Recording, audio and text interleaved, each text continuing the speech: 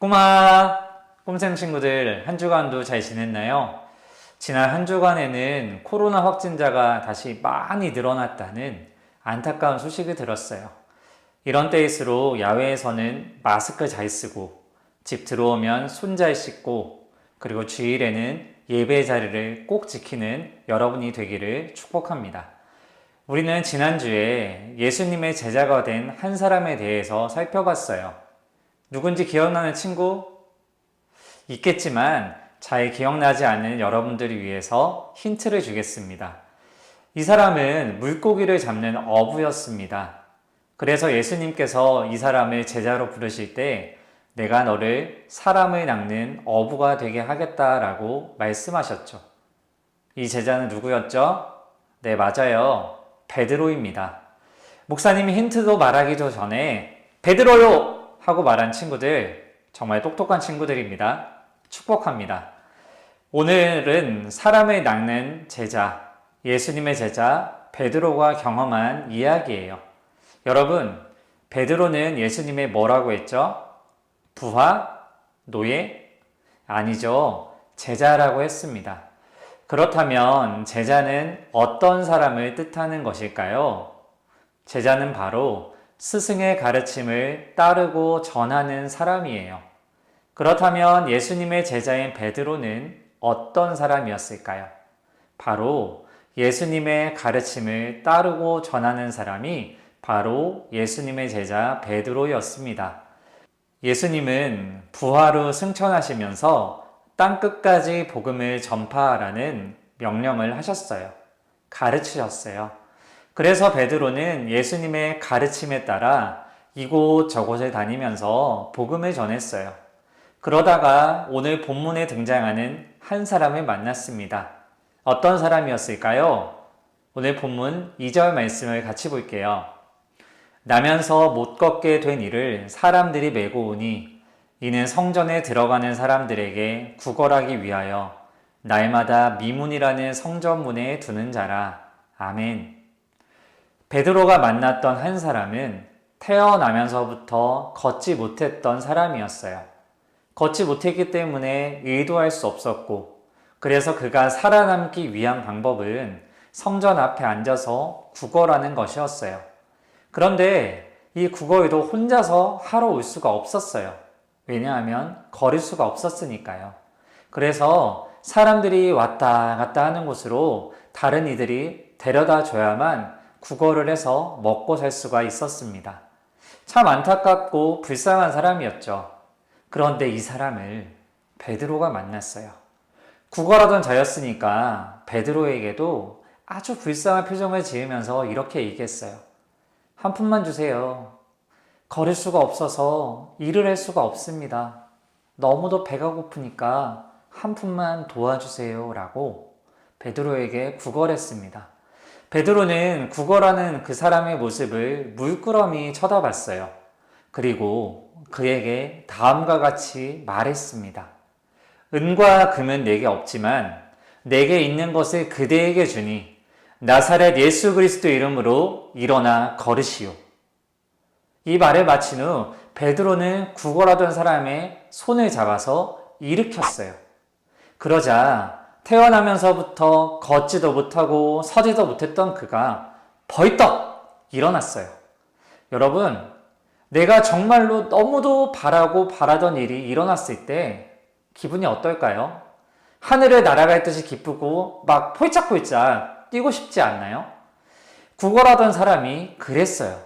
성전에 들어가던 사람들과 함께 성전에 걸어서 들어가 보기도 하고 하나님 감사합니다. 하나님 찬양합니다 하며 환호를 지르기도 했습니다. 여러분, 태어나면서부터 걷지 못해 구걸하던 사람이 걷게 되었어요.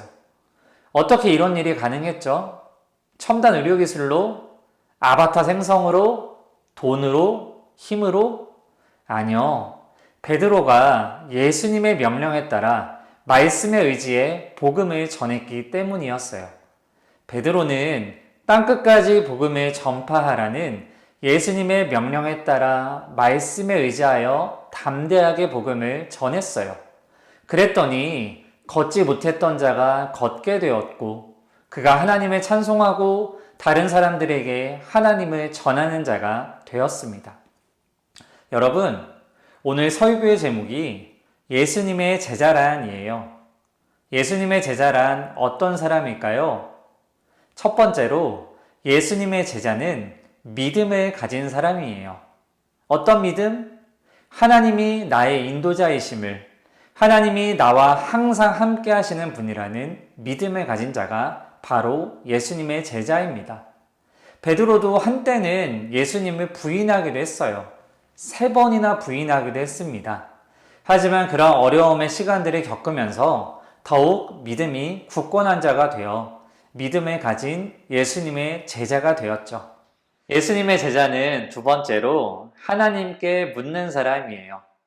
성전 앞에서 구걸하던 사람을 만났을 때 베드로는 곧장 그에게 일어나 걸으세요 라고 말하지 않았어요. 4절 말씀에 주목했다고 말씀하고 있는데 이는 시선이 고정되어 있다라는 뜻이에요. 다시 말하면 잠깐의 시간이었지만 믿음을 가진 베드로는 주님, 저 사람에게 필요한 것이 무엇인가요? 가장 필요한 것이 무엇인지 저에게 알려주세요 라고 기도했었습니다. 제자는 무엇인가를 해야 할 때 짧은 시간일지라도 하나님께 묻는 사람이에요. 요즘 우리가 매일 함께하고 있는 꿈생 큐티처럼 하나님께 말씀과 기도의 자리를 놓치지 않는 자가 바로 제자의 모습인 것입니다. 세 번째로 제자의 모습은 하나님의 사랑을 전하는 자예요. 다시 말하면 복음을 전하는 자예요. 베드로는 구걸하던 사람에게 다른 이름이 아니라 예수님의 이름으로 일어나 걸으라고 말했고 손을 내밀었어요. 베드로는 한 사람을 일으킨 놀라운 일을 행한 사람이기도 했지만 더 중요한 건 예수님의 이름, 바로 복음을 전했습니다. 왜냐하면 예수님의 제자였기 때문이에요. 사랑하는 꿈샘 친구들, 함께 예배드리는 우리는 누구의 제자인가요? 베드로의 제자인가요? 요한의 제자인가요? 아니요. 우린 바로 예수님의 제자입니다. 예수님의 제자는 어떤 사람인가요? 믿음을 가진 자이고 하나님께 묻는 사람이고 그리고 하나님의 사랑을 전하는 사람이 바로 예수님의 제자입니다. 오늘 함께 예배드린 모든 꿈샘 친구들이 믿음을 갖게 되었으면 좋겠습니다. 그리고 제자가 되었으면 좋겠습니다. 그런데 제자는 주일인 오늘 하루만 제자가 아니라 날마다 하나님과 함께 제자로 살아가는 자가 되어야 합니다. 날마다 하나님께 묻는 자, 기도와 말씀을 가까이 하며 하나님의 뜻을 구하는 제자의 삶을 우리 모든 꿈샘 친구들이 함께 살았으면 좋겠습니다.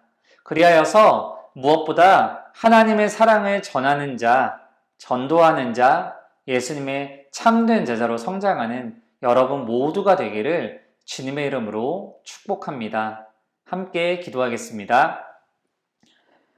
하나님 아버지, 오늘 베드로의 모습을 통하여서 우리가 제자라면 어떻게 살아가야 하는지에 대해서 보게 하시니 감사드립니다. 하나님, 예수님의 제자로 살아가는 우리가 믿음을 갖게 하시고 날마다 하나님께 기도로 물으며 하나님의 사랑을 전하는 참된 제자가 될 수 있도록 인도하여 주시옵소서. 아버지 하나님, 다른 이름이 아니라 나사렛 예수 그리스도 이름을 의지하고 나아가서 더욱 믿음이 굳건하여지는 우리 모든 꿈샘 친구들 될 수 있도록 인도해 주시옵소서. 감사드리며 예수님의 이름으로 기도드립니다. 아멘.